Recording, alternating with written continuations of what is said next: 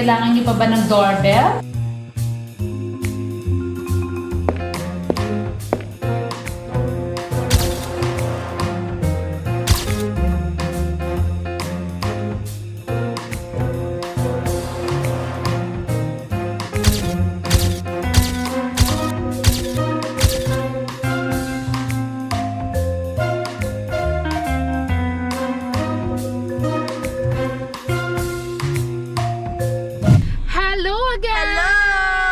Welcome to another episode ng Spill the Bee! It's Sunday today.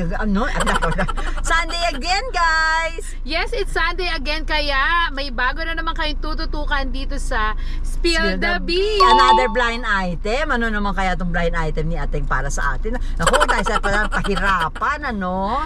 Parang inaabangan mo talaga, Ate Julie, every Sunday na, di ba? Yes. Na magkakasikahan tayo, manghuhula tayo ng mga chismis na blind item.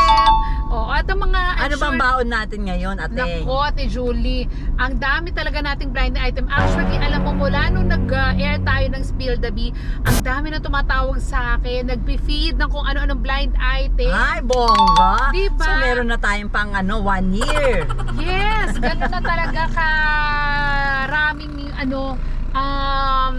Reserva. source. Oo, yung mga sources natin, iba-iba talaga sila. Ay, naku, sana Oo. ma-meet ko sila one day. Consistent. Ang consistent sa atin magbibigay sa atin ng blind item ay si Silent Girl na nanonood sa atin Silent palagi. Girl. Hello, Silent Girl. Eto nga, Ate Julie, may bago na naman siyang chika. Ano yan?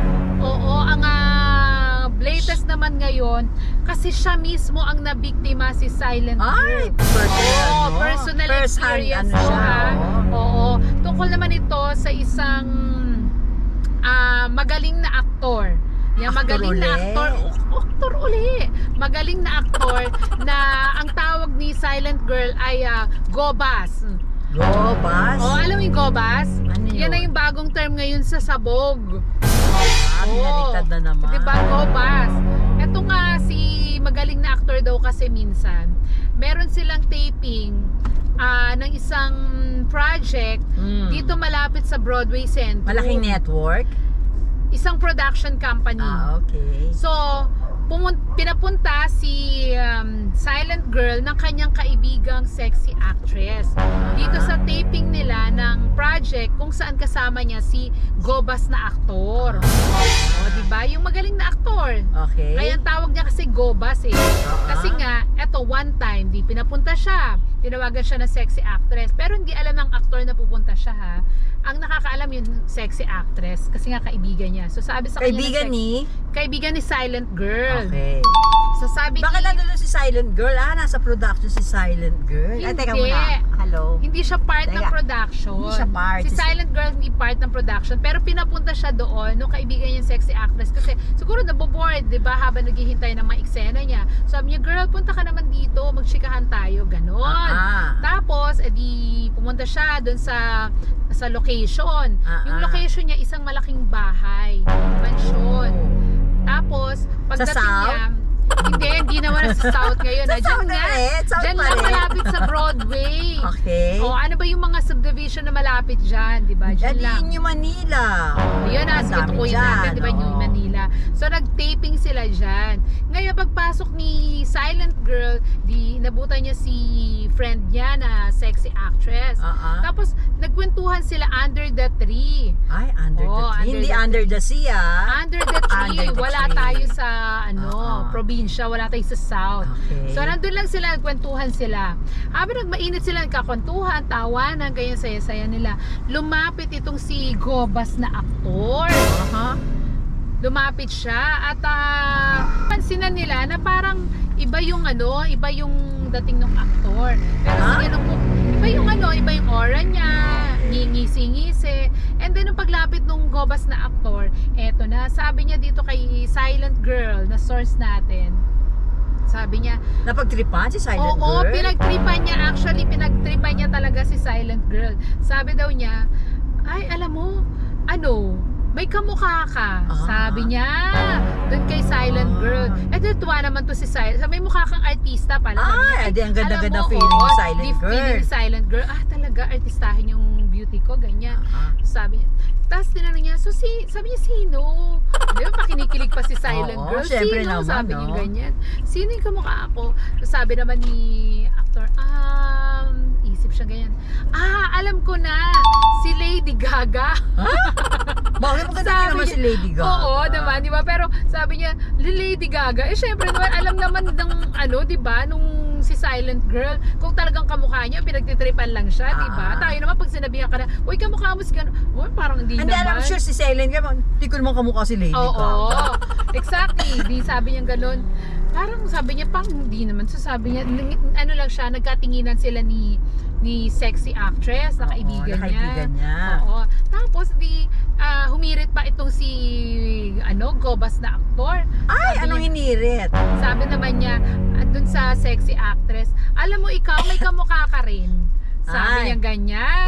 Sino naman daw kamukha ni sexy actress? Yun nga, parang si sexy actress. Kinakabahan sila. Sino na naman kaya ito? Parang Ah. di ba sabi niya gano'n, ay, sino naman kayo sasabihin niya to, di ba? So sabi, parang naiirita na yung sexy actress, sabi niya, sino naman? Sabi niya gano'n. Tapos sumagot na naman tong si aktor. Oo, Si Gobas na aktor. Oh. Sabi niya, teka, isipin ko sabi niya. Naku, nag-isip pa. Akala ko Oo. ba alam niyo ng kamukha? Sabi niya, teka si GMA! Sabi niya ganyan. Pwede ka mukha rin ni Ate Guy. Si GMA, sabi niya ganyan. Sorry. So, nasyak na inis. Ano ba yan? Sorry po, Nainis sorry si po. sexy actress. Sabi niya, na bad trip si sexy actress. In fairness, maganda naman tong si sexy actress. Hindi naman siya yung hipo na katawan lang ang maganda. Pero palagay ko maliit siyang sexy actress. Kasi Medyo maliit petite lang si siya. GMA eh. Petite siya kasi. Oo. Kaya lang para sabihin kamukha naman niya si GMA. Parang hindi naman, malayo naman. So, nung sinabi ni Gobas na actor na, si GMA, na bad trip siya. Sabi niya, sa kaibigan niyang si Silent Girl. Oo. Parang na nga, halika na. Nag-walk out. Nag-walk out sila, tinalikuran lang, iniwan nila si Gobas Gobas na actor. oo. Punta sila sa tent. Di ba, punta sila sa tent. Ngayon, hindi pa rin talaga sila tinantanan. Ay, hi. Oo.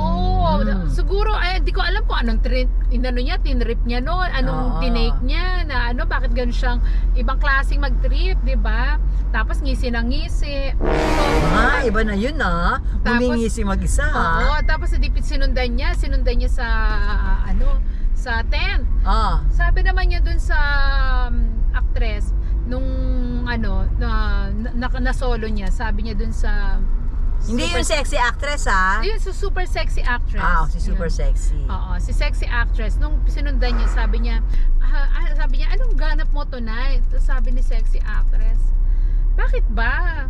Oh. Tanong ka ng tanong. Mm-mm. Kasi 4 times na pala siyang ginagano nung Kinukulit Gobas na siya. actor. Kinukulit siya. Oo. So, ano ba trip nito? So sabi niya ganyan, bakit ba? Sabi niya, wala, pwede bang sabi niya ganun. Pwedeng Niyaya niya. Mag-date. Oo, sabi niya, Niyaya, pwede date. bang lumabas tayo, ganyan. Kasi gusto pala niya, magbembang sila nung sexy actress.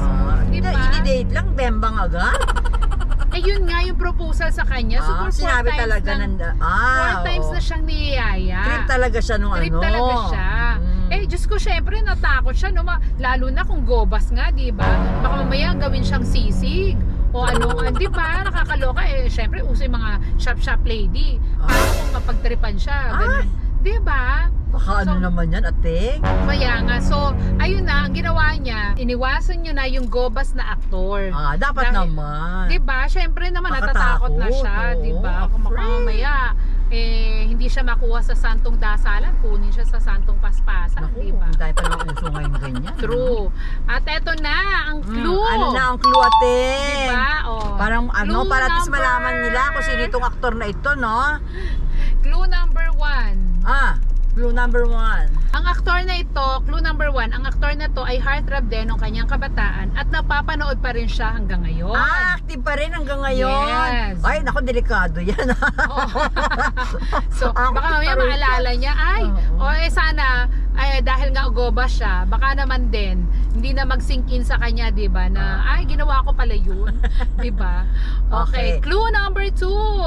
Ano, ating?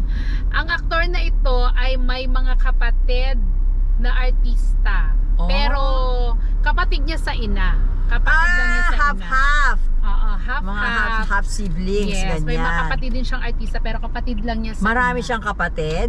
Oo, marami siyang kapatid actually. Ay, parang may idea Oo. na ako. Diba? Kasi ilan lang naman yung mga gobas na aktor na ganyan ang description, ano. May alam akong isang gobas, hindi ganyan eh. Mahuhulaan ko yan, ate. So, kaya ka na naman ha. Tapos, mahuhulaan ko yan. bago yung madudulas ka na Oh, naman. at may backstory pa ako, no? Go, ating clue number 3. 3. Ayan na, 3. Ang clue number 3, hindi siya nagmana sa kanyang tatay na may magandang reputasyon. Talaga ba? Yes. Magandang reputasyon ng tatay niya? Oo, respetado yung tatay niya. Teka lang, parang alam ko yan eh. Ang idea ko, naiisip ko, patay na ba o buhay pa yung tatay niya? Ay, ayoko sabihin. Okay. Basta may magandang reputasyon yung tatay niya. Na hindi niya namana. At mukhang hindi nagmarka sa kanya yung magandang reputasyon ng tatay niya. Naku, sino ba ito? Alam na din. Hindi ko mahulaan. Ating laglag na Alam naman ka? ako. Grabe ka, dami ko nang binigay na clue ha. 3 lang yun, ating ano? Nako, feeling ko pag hindi siya nagmarka sa'yo, Ate Julie, papalitan ka na niya dyan next Oo, week. Ay, ako, go ba siya, no? Baka kung ano sabihin niya sa'yo, no? Baka ikaw, delikado ka, ate. Pag isinakay mo siya dito. Ako, ikaw din. So, alam mo na. Oo, alam ko na, nahulaan ko na. Ay, pero sad ako dyan. Pero mabait yung batang yan dati eh. Baka Ewan mabait ko. naman siya, kaya lang, syempre, pag nai-influence na talaga Pag ng... may karga, ano? Iba talaga Yes. pag may kargang iba eh. Oo. Ay, kilala ko yan. Alam ko na yan kung sino yan, ate. Wag mo na sabihin siya si... Hindi ba? So, ayun na nga. So, ang wish lang natin, sabi mo nga, mabait naman siya. Oo. Sana nga lang tigil-tigilan niya na talaga yung kanyang... Pagiging gobas? Oo, O yung pagiging pagkakarga? gobas. Pagkakarga! At mahirap na, baka mamaya, next time, di ba, matukhang na talaga siya. Alam na. Malapit na. Alam na. Nag-giveaway na yan yating. So guys, para sa next episode ng ating show, samahan niyo uli kami 6 PM sa Sunday para sa Spill the Beat.